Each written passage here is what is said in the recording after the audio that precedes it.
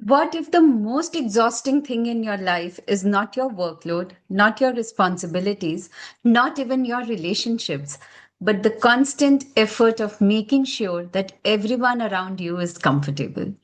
This is what people pleasing really costs you.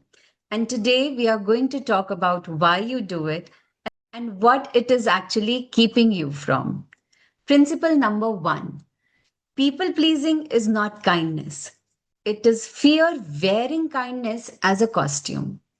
Here is the truth that took me years to understand. When you help someone out from a full heart, it feels light, it feels like a choice. Real kindness will always feel like freedom to you.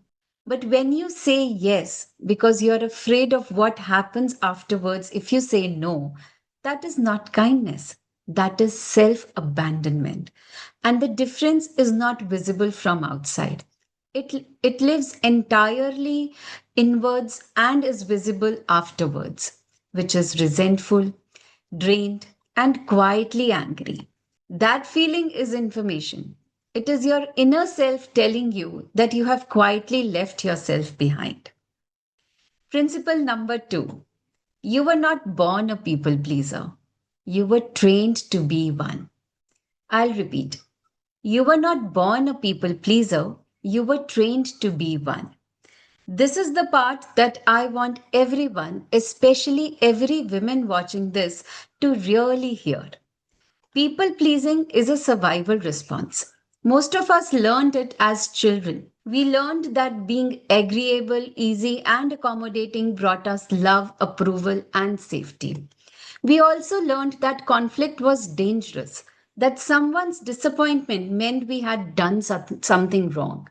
So we adapted. We became brilliant at reading the room, at sensing what everyone needed before they even asked, before they even uttered a word. And then we grew up. And as adult, that pattern stayed with us. In our culture, especially as daughters, as wives, as mothers, this pattern gets reinforced at every single stage of life. The message everywhere is the same: keep the peace, be good, and don't make it difficult. And now we are good. For decades, until the day we look up and realize we have been so busy keeping everyone else comfortable that we have no idea what we actually need anymore. So, I'm going to give you a strategy. The real work is not learning to say no, it is learning to trust that you are still lovable when you do. Mostly, advice about people pleasing is to set boundaries, to say no more, to put yourself first. And that advice is not wrong, but it skips the most important part. Because the reason people say no is so terrifying that that it feels actually dangerous to them.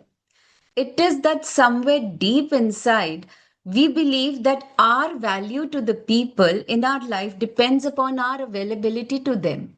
That if we stop being useful, if we stop being accommodating and become easy, they will stop loving us. That belief, not the behavior, is what needs to change first. So, when you understand that you are worthy of love, not because of what you do, but because of who you are, saying no becomes not an act of selfishness, it becomes an act of self respect. So, one thing to try this week is the next time someone asks something of you and you feel that familiar pit in your stomach, that familiar urge to say yes instantly, don't answer immediately. Simply say that let me think about it and then get back to you. That pause is everything. It is the space between their request and our fear response. Inside that pause, our real answer lives.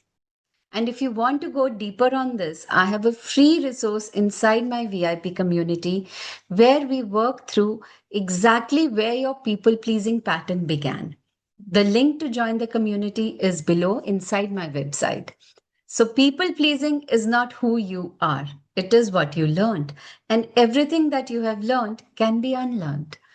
So if this resonated with you, subscribe to the channel, and every week we have conversations on topics like this.